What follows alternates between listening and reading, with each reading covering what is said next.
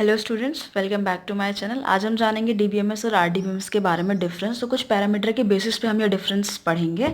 तो फर्स्ट है doctor EF code rule. EF code doctor code ने कुछ रूल्स इन्वेंट किए थे कि जो डीबीएमएस को हम आरडीबीएमएस कह सकते हैं इसके बारे में। तो फर्स्ट रूल हमारा ये है। तो डीबीएमएस उसके लेस देन 7 रूल्स को सेटिस्फाई करता है, जबकि आरडीबीएमएस 8 to 10 रूल्स को सेटिस्फाई करता है। और अगर 8 to 10 रूल सेटिस्फाई हो जाए तो वो आरडीबीएमएस कहलाएगा हमारा। नेक्स्ट है client server. Client server DBMS does not support client server architecture, जबकि जो RDBMS support client server architecture. Next parameters data redundancy के मल्टीपल कॉपीज बन जाती हैं। डेटा रिडेंडेंसी डीबीएमएस में data redundancy common in this model, यहाँ पे redundancy आ जाती है, जबकि क्योंकि आरडीबीएमएस में हम कीज़ और इंडेक्सेस का यूज़ करते हैं तो it do not allow redundancy. Okay, next is data relationship. No relationship between data in DBMS.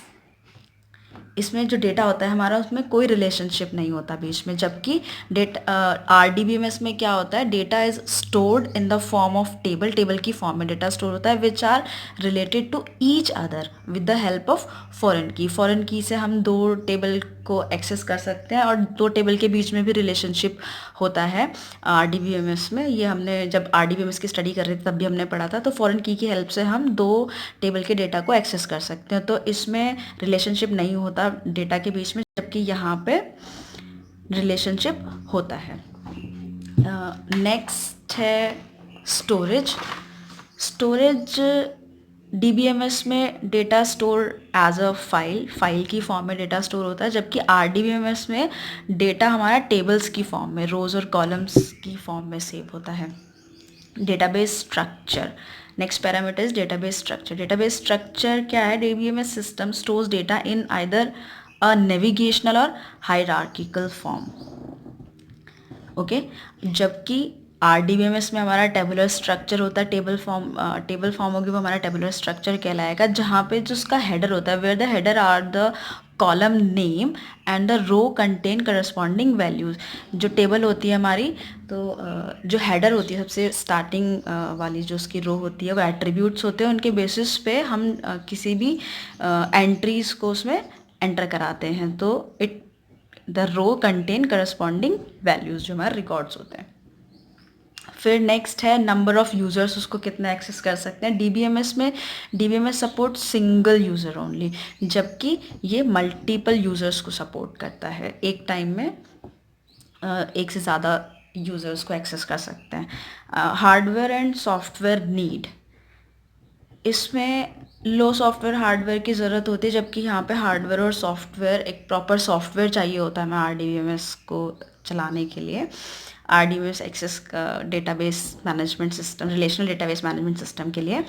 और next is normalization. It doesn't support normalization, that is और ये आरडीबीएमएस कैन बी नॉर्मलाइज, इसको हम normalise कर सकते हैं, जबकि डीबीएमएस को हम ये नॉर्मलाइजेशन को सपोर्ट नहीं करता है। नेक्स्ट है distributed database. Do not support distributed database, जबकि जो हमारा आरडीबीएमएस है सपोर्ट करता है डिस्ट्रीब्यूटेड डेटाबेस को। नेक्स्ट पैरामीटर्स हैं हमारे आइडियली सूटेड फॉर।